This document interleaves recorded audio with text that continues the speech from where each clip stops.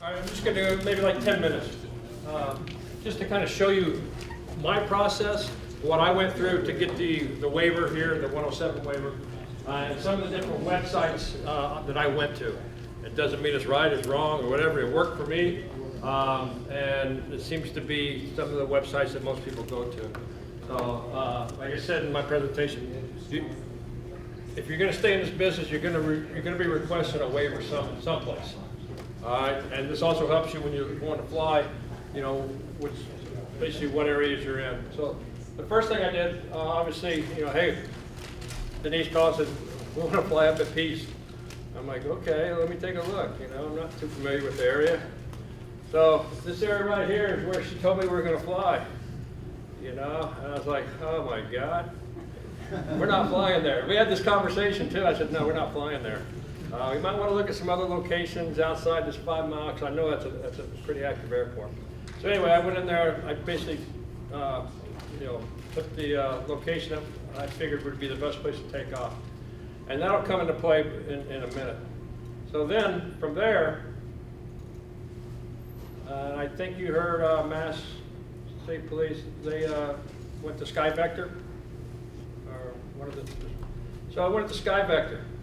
And if you go into Sky Vector, you'll see that right up here in this corner, this is drone NOTAMs. All right, but if you go on here and you look, this is the airspace. Who has taken their 107 test? Okay, so you guys are familiar with the the Class D airspaces and how they're identified on the charts and stuff. So this Class D airspace right here is this dotted line, blue dotted line around there, and they got a little cutout for Little Brook. So anyway, you're looking on here, you're like, wow. All right, so the center of the airport is that green dot. Then I noticed this over here. It's like, what is that? So I clicked on it. It's got a permanent UAS restriction over there at National Guard Base from surface up to 400 feet. Once again, I'm like, well, that's just another nail in the coffin. We're not flying there. So I was like, all right. So we looked at it, and this other little dot, which I'll explain later, but if you notice that is a NOTAM. That's my NOTAM for flying today. All right, so I put that in, and I'll pop it up again real quick. It says NOTAM U.S. Operating Area PSM, the 424. Defined as 0.25 radius of PSM, and then it gives me the lat longs and 200-foot AGL. I originally requested a ½ mile radius.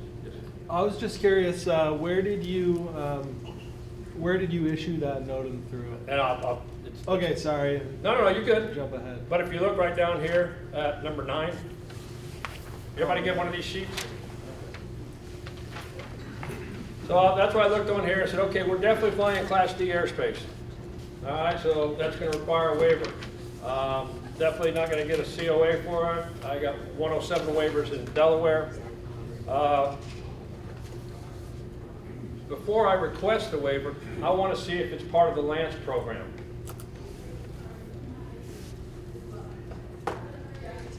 So if you go to the Lance program, which is low altitude authorization and notification capability through the FAA.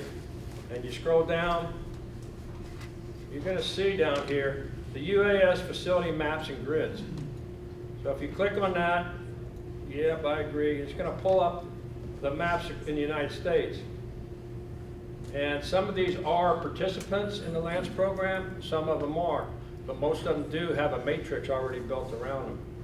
So I just put in here PSM, it pops me to PSM, shows me where Portsmouth is, and you see this grid. So right about here is where we want to fly, all right? 0. So basically I can't fly, even if I requested authorization through the Lance program, you know, they're not going to give it to me because it's at a 0.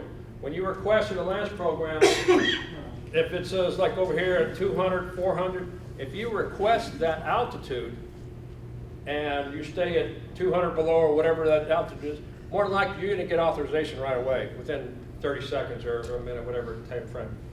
All right, so we know we're not gonna fly in that area. Now, the other thing is, when you look, it's red, right? So if you look over here, land's ready, false. Even though that grid's there, it's not active. All right, so if I scroll out a little bit farther, see over here where it's green? That's an active LANCE program. You can actually put that into play.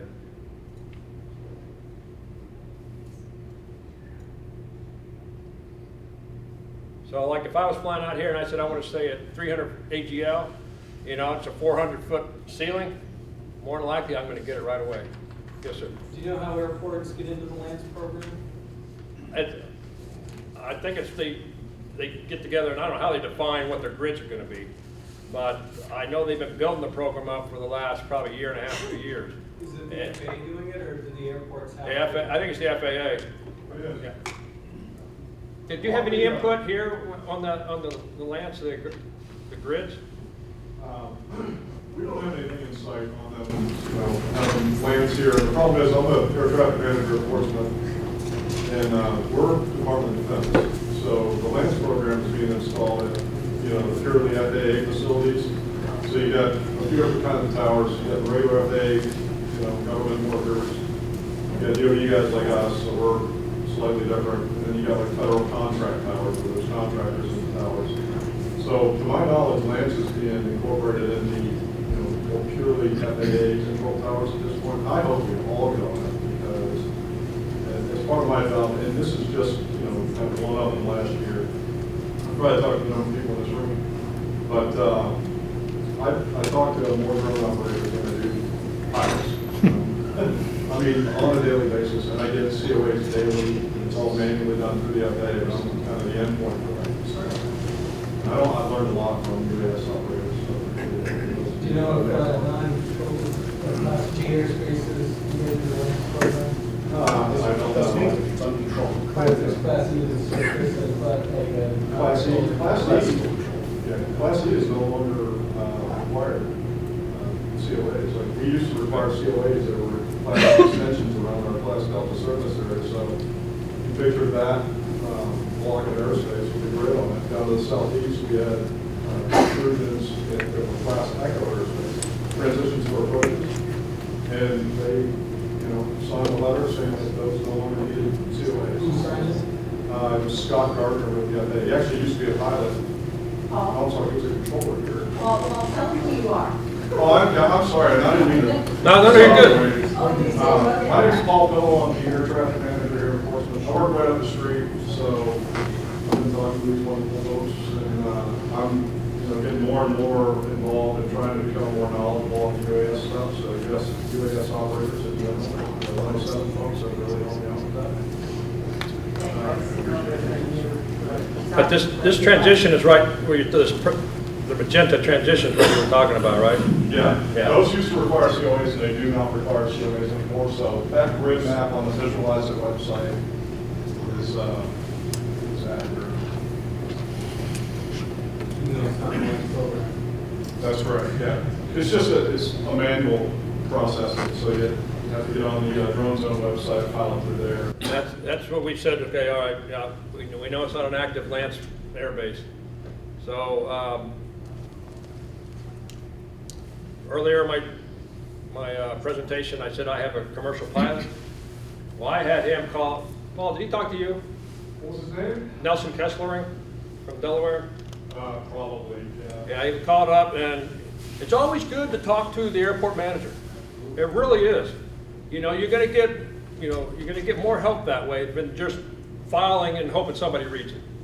And so my guy called up here and said, hey, this is what we're trying to do. You know, the guy's coming up, and he's gonna want to fly there. And they went, tell you what, best thing to do is go ahead and submit a 107 waiver. When we get it, we already know what's going on, and we'll fast track it. So not sure how that process went from there, but that was my understanding with that phone call. I could describe that just quickly in a nutshell. So when you file that waiver with a DOD airspace like ours, the waiver goes to the FAA. They've got contractors there that manually process those. It was like a 90-day backup recently. I think they're starting to get ahead of it now, as they get, better and more. So we have Department of Defense as an Air Force representative down there, so they filter through him. And he already has like some canned language that we've discussed that I have him add to LOAs, especially if there's a waiver. If you're flying above those UAS restricted altitudes, there's some language that requires some more specific coordinates with ABC, like Wayne and I are going to do today. But we have an interchange before it's fully signed, so I have cognizance over that part of it, but I'm not the approving authority, the FAA is. So when I talked about it, I say I cannot issue you an approval at all. I can deny operations, but I cannot approve operations. And we only would deny operations if they can feel like they can really control what's going on. Is there any liability on the airport's part if you? Yeah, let me clarify that too. I'm not the airport manager, I'm the air traffic control manager. Although they've spoken with the airport manager as well, we have a good relationship. A lot of people go to him for knowledge, Andy Pomeroy, but he's the airport manager, works with the city of Portsmouth. I'm the air traffic control manager, I work for the airport. In the 107 record part of the street view as air traffic control, not the airport. That's right. Although Andrew's a pretty decent resource, he knows what he's doing, so you end up talking. So what we did, well, we went to, went to the FAA drone zone, all right, this website, and this is where you will go to register your UAV, all right? It doesn't really tell you that you can go in here and apply for a 107 waiver. I wish they would basically change that, but if you go ahead and log in,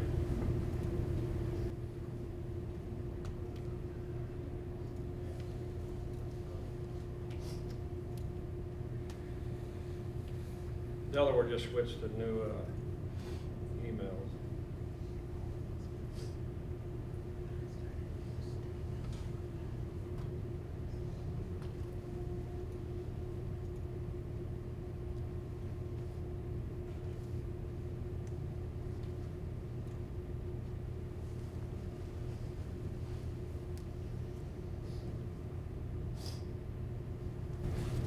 All right, so basically you're going to go here and you can add your inventory, your aircraft. This is where you're going to get, if you're a commercial pilot or if you're a non-public agency or you're a hobbyist, this is where you're going to get your registration.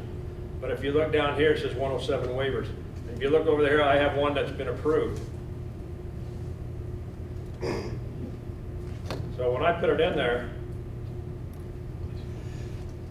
this is basically the process. This is my waiver. All right, I put in here, my name, address, telephone number, everything. Proposed location, where I felt we were going to fly. I put it at the end of the runway, and I put it east. I requested half a mile radius out flying that way. But I think the key on this, and especially when you go to apply for any type of waiver, the key on these things are right down here at the bottom on this. And that actually says description of your proposed operation. All right, it says it right above. I know it's hard to read on here. What I did in there, and I'll read it to you, but it's the last couple of sentences that are really going to help you out. It says the purpose is to provide a drone flight demonstration to local and state law enforcement personnel and state transportation officials. The time frame will be 13:45 local, 15:30 to 15:30 local. The takeoff location will be from the outer edge of the flying area, and all flights will be flown away from the airfield, primarily in the vicinity of Maple Drive. That's when I went back to Google Earth, and I'm finding out where I'm actually going to be flying. All right, and there, if there is an in-flight emergency, the pilot will fly the drone back to the original takeoff location. Now I'm providing the FAA what I'm going to do to basically handle any incident that happens. And that's what they're going to want to see from you. All right, how are you going to mitigate this incident if something does happen? So I said, I'm going to fly this thing back to its original takeoff if something happens. If the drone cannot make it back to the original takeoff location, the pilot can land the drone in either the field or an adjacent parking lot. So now I've given them two options of what I can do. In the worst case scenario, the drone can be ditched in the open field. Now I've given three options of what I can do. If there's lost communication between the drone and the controller, the drone will automatically implement its return to home function. There's the fourth thing. This location will have minimal obstacles in its flight paths and will not have to fly near the airfield. So I basically told the FAA, these are my choices. If something does happen, I have a game plan. And I think it's very important for you to put something in there instead of just saying, we'll wing it. You know, and that's when they go, okay, this guy's kind of a jerk. We're not going to move forward. So anyway, I put that in. And I even put an attachment on there. My attachments.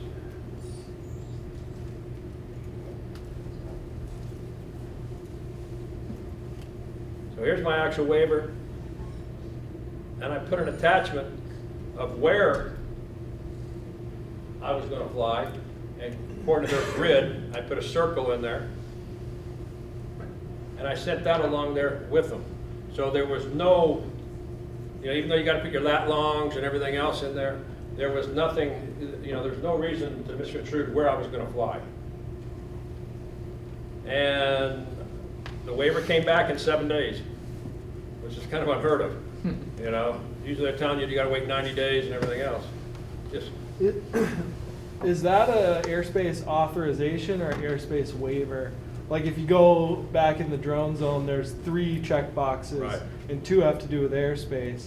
Which one? This is this instance? a authorization for a year.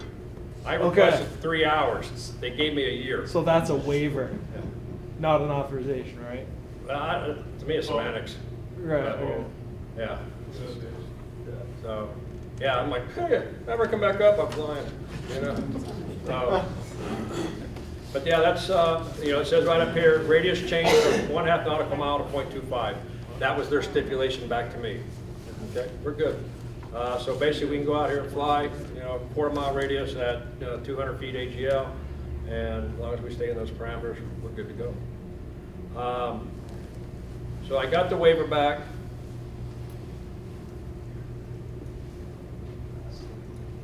Now with this, you think, all right, we're good to go, right? We can fly.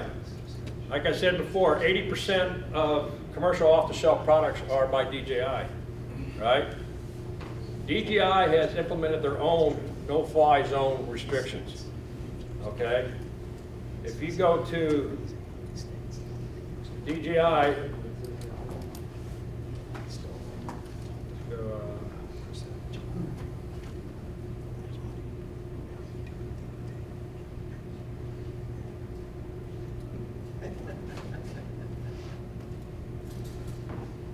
okay, in this circle right here, notice that's not a 5-mile radius circle. That's what DJI's put out there. If you're flying in there, you can announce yourself and get a release based off of your DJI account. All right, you send them and they'll send you back a number, and you punch it in there, and it's going to allow you to fly within this blue area. The pink area on that corridor, you can't do that on the spot. If you're in that area, then you have to have pre-authorization. All right, and so you have to contact DJI ahead of time. You have to provide your remote controller numbers, the aircraft you're going to fly, the people that are going to have the responsibility, their email addresses, and then they will eventually give you a release. All right, and that's in this pink corridor. So basically, like, even though the runway stops over here, like right here, even in this pink corridor down here, on the other side, almost all the way over here to Banfield Road, you still will not be able to take off if you're flying a DJI product. Now, there's a couple ways you can take off from that. DJI, gentleman out of California, basically does all the releases. They thing called QEP, which you can apply as a public agency. You can apply for it. When you get your QEP, they'll release it and they'll give you a number. The problem with that is they're gonna, and it's good for a year, almost 3 years, I think it is. All right, but every 6 months you have to update it. But they have a liability clause in there that basically says, you know, no harm hold to DJI and everybody else based off California laws and everything else. Well, we sent ours to our Deputy Attorney General's office, and not only for our agency, the DOT, but also our Department of Corrections sent theirs to their own Deputy Attorney General. Both of them came back and said, you're not signing that waiver. So now we're dead in the water a little bit. It's like, what do? We still need to fly in these areas. So we went back to DGI, we talked to DGI. They have another program where you can get released regionally. So whatever regionally you're flying in, so like us, the state of Delaware. All right, state of Delaware, they went ahead and we have a statewide release, so we can fly anywhere, our DGI products. That didn't help me up here though. So we talked to DGI out in California, said, hey, we have a waiver. They said, send us your waiver. So we sent them a copy of the waiver, and they said, okay, FAA says legit, and they gave us an unlock code, so now we can fly up here also. So it's this process we had to go to. I'm hoping it works when we get out here. But we were so close. You know, I was really thinking, maybe we won't need it because we're right here, but being so close, I went ahead and requested it. So now, kind of legal, I'm ready to fly. What I did is we use drone logbook. And this is the program I do to manage my program and my pilots. Real quick,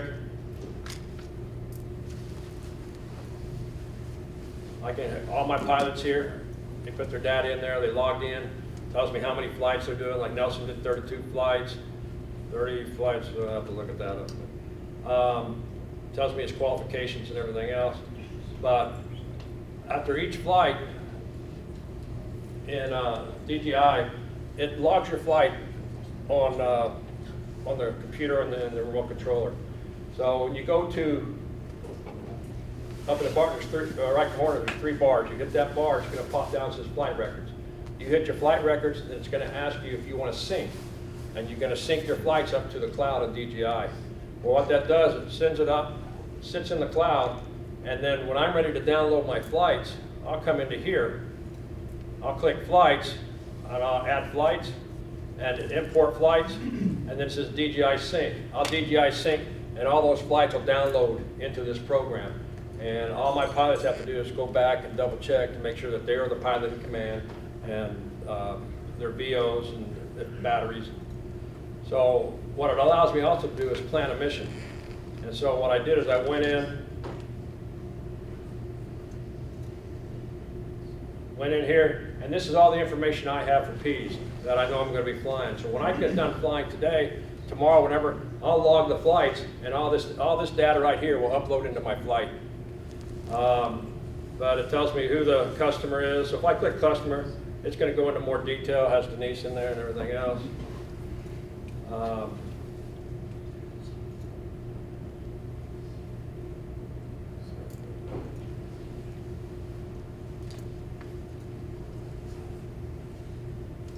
So like when my people go out and fly and they have NASCAR or something like that, they will pre-plan the mission. I will look at it and I'll approve it. I was just gonna ask if you could speak at all to the benefits of like what level of subscription do you have to that, and like what about it What I did on makes this, it worth it, I guess. Right now, this is the cheapest way to go. That we looked at Kitty Hawk, Yeah. we looked at some other things. The way we do it is, as a program manager, I have an enterprise at $20 a month.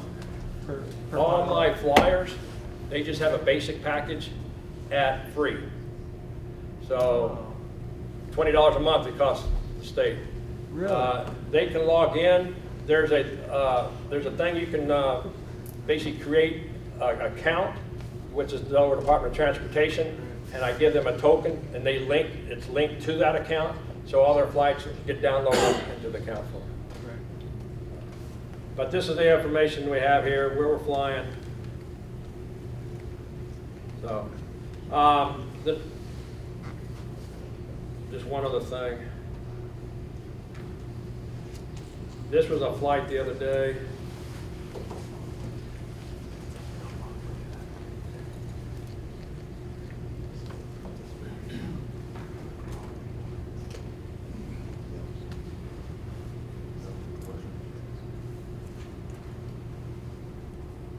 Waiting, there we go. But it tells me exactly what all my pilots did.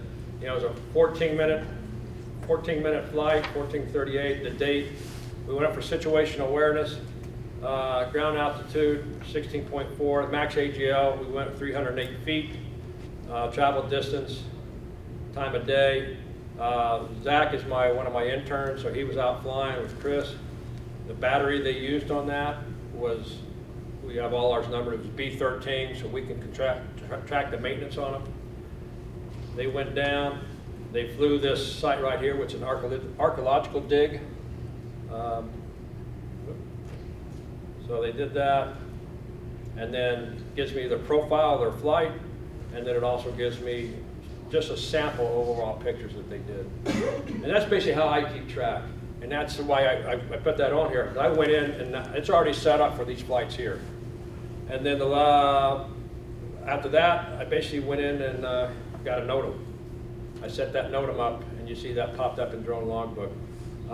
There's actually a new way to do the drone, the NOTAMs, and what that is I think it's in a beta format right now. You can sign up and be part of that beta test, or you can just call these people, which is what I did, and gave them lat longs, phone numbers, and everything else, and they put up a NOTAM. So I contacted them on my ride up here. I pulled off the side of the road, sent the tower a email, and so I was legal because I had to contact them in 24 hours prior. And about 30 minutes, I'll give them a call and tell them. Questions? We used that 1-800-WX brief yet for issuing? Weather brief? Yeah. No, I saw it. I forgot why I didn't want to do it. You know, I think it's because I had to create an account or something. But I know you can go back. They have a link to it. Wait, did you use Kitty Hawk or Flight Hub? What I did is I signed up for it. I actually made an account and everything else and paid. It was like $200. Well, the next month I got another bill for $200. I said, what is this? And I called Kitty Hawk and they went, yeah, well, you got 10 pilots. It's like $20 a pilot. It's going to be $2,000 a month or a year. And I'm like, cancel. And they're like, what do you mean? Cancel. It's done. I'm done with you. I'm not. So and that's after I logged all my batteries and my aircraft into it. Because it just, at that price, it's hard. And you got to find this too when you're setting up your program. It's hard to go up to somebody and say, hey, I need $2,000 for this. I need $1,000 for that. $500. And you haven't set that pattern of need yet. And so I was not going to go fight that fight for a program that we were testing out. And so that's why we went to this one. And so far, I'm happy with it. We're using Flight Hub and we're having awful time downloading our cat. We, for the most part, have done pretty good. Sometimes there's a hiccup, and if you wait and then go back and do it, it'll go down. Question? For my purposes, so I have my AirMap Lance open right now, and I'm seeing exactly what you're showing. So you're saying because this isn't an active Lance grid, so where I'm seeing the 100 and the 200, I have to apply for a waiver to fly anywhere in that circle? Yep. And that's a 7-day wait period? No, that was 7 days for me. I don't, it says you, if you go to the website, it'll say up to 90 days. Oh, I know that, but Yeah. I was surprised when you said 7. I got mine in 7 days, which I was surprised. And the reason I'm asking from my experience, because I haven't experienced this particular area before, if I was to come down here, my boss was like, hey, there's a house fire, and I'm within the circumference of this airport, but I'm looking at this air map, and it says, oh, I've got a 400-foot or I got a 200-foot ceiling. How would I know? I mean, it obviously tells me that I'm in Class D Airspace, which says automated authorization coming soon. Right, so because I've never experienced it, and my first instinct would be, all right, well, I don't think I can fly here, so what's my next step? And you're saying I have, within this area, I have to apply for a certificate. So any breaking news within this Pease Airport's area is not going to happen. Legally. No, that's what I I'm tell just my saying, boss. legally. That's what I go back and I tell That's my the boss. interpretation. Legally, Right. yeah, we can all fly, you know, and you take a DJI, I can take off GPS and I can zoom anywhere I want, Right. you know, but, you know, am I gonna go to court? You know, how do I justify that? Right. You know, it's not worth it. Well, I had an experience where before we started our program, we contracted out to do the liability, you know, we thought the cost benefit analysis was better to do it that way. And President Bush was on his, you know, deathbed, and they wanted aerial shots of Walker's Point. Well, before I took my license, I didn't think anything of the footage, so I saw the footage, and I'm like, we can't use that. And she's like, well, the drone pilot talked to the Secret Service and gave them authorization, like, can't do that. It's a P-67, 100% restricted at all times. Yeah. And Well, the that's like fact the that he's got a guard. guy, a Secret Service agent on the playing green at Walker's Point should have also sent up some red flags. But my point is that these are the things that, one of the reasons I came here is because I've never experienced an inactive Lance grid. I mean, I would have not flown and then probably contacted somebody who did. So, in regard to this whole thing, this alone was important for me, so thank you for going through this. All right, Let's hear it for the speaker. All right, since we are jam-packed, totally But- jam-packed. But you could possibly get a regional waiver like you have in Delaware, and then you might be okay without. I don't think so. No, you can't.